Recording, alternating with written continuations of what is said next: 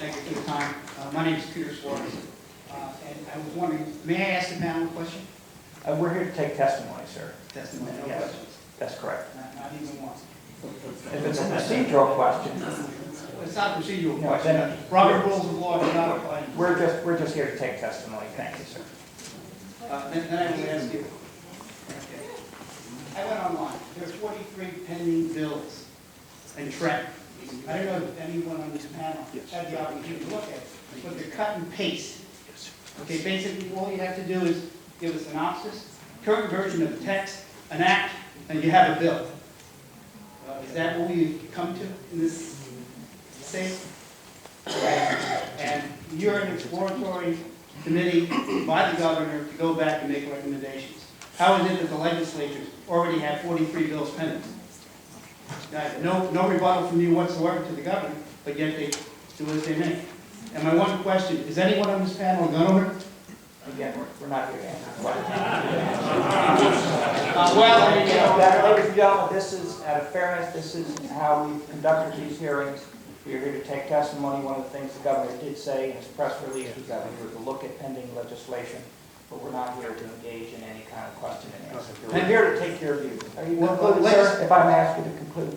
okay. Legislation pending basically wants me to do a psychological profile. Anybody in Trenton want to take an aptitude test?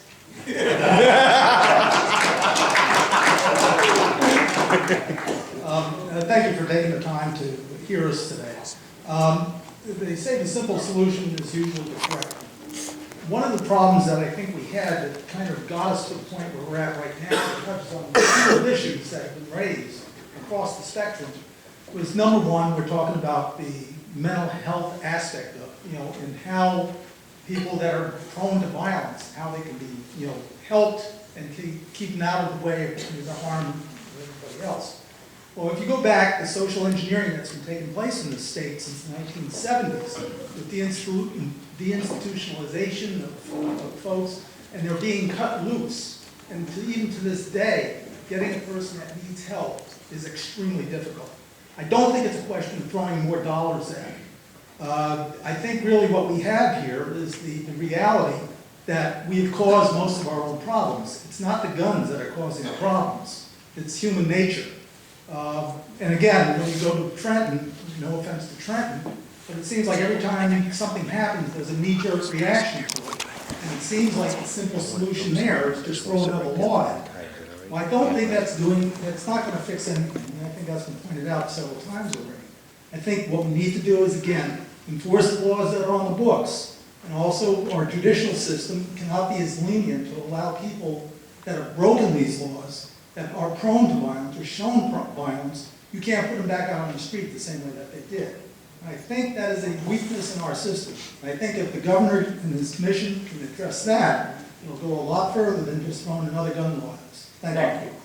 Yes, sir. My name is Robert Wilson. I teach firearms as a profession. I don't think the issue is us legal citizens who obey the law. It's the criminal. The guns that have been used in crimes in Trenton and Camden don't come from New Jersey. They come from other states. They come from places that nobody here has jurisdiction over. If you want to pass rules, a law, how about a nice castle doctrine law that protects us in our home? So somebody comes in, we can defend ourselves without having to get an attorney for $50,000 to help us.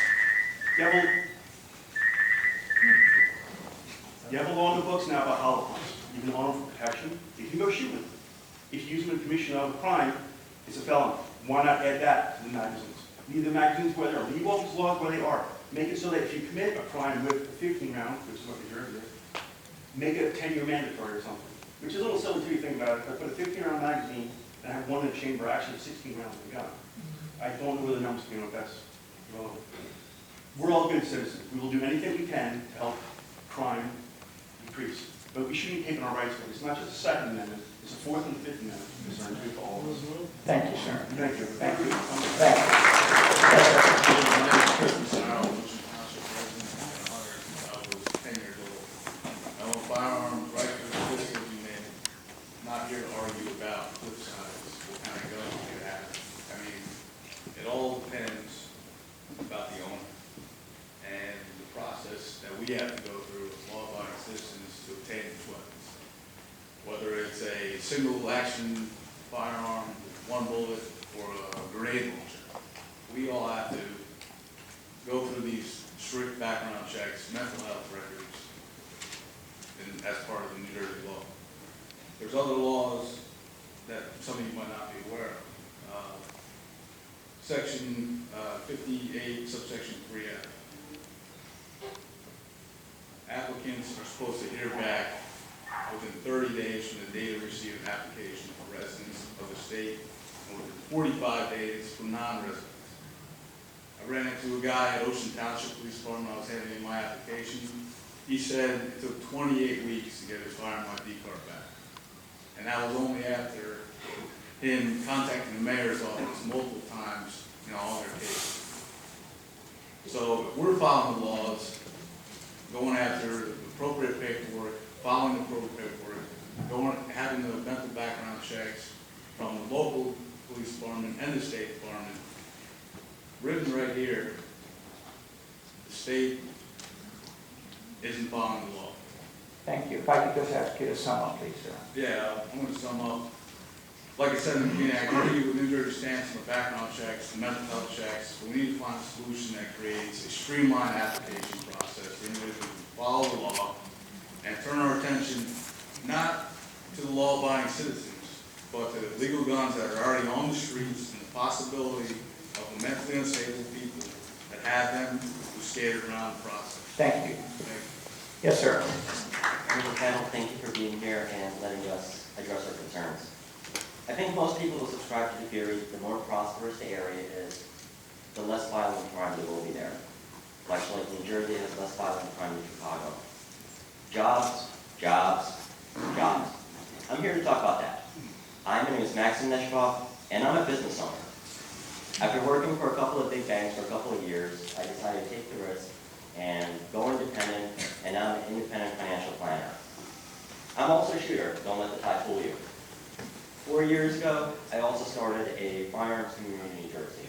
Because of that community, most of my professional clients are gun owners. Who are gun owners? They're doctors, they're lawyers, they're accountants, they're insurance agents, they're pilots. A couple of them are even here today. But more importantly, they're people who are in a position to create more jobs in our state. But I must say, after years of being overtaxed, over-legislated, and having to refill my Easy Pass, which seems like on a weekly basis. I mean, it shouldn't cost $8 to get from exit 14 down to the next 8. We reached a point when enough is enough.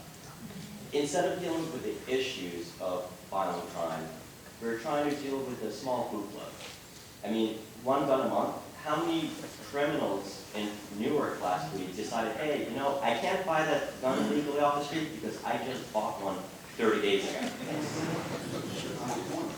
Right now, as a business owner, I mean, if you're trying to get more businesses to come here, to tell me the truth, I've already spoken with my family, and after 21 years of being in New Jersey, after immigrating here, I'm ready to move. The next 5 years. Sir, if I could just ask you to sum up, please. The summation really all boils down to this. Business owners have had enough of it. Me, myself, I can't speak for everybody else.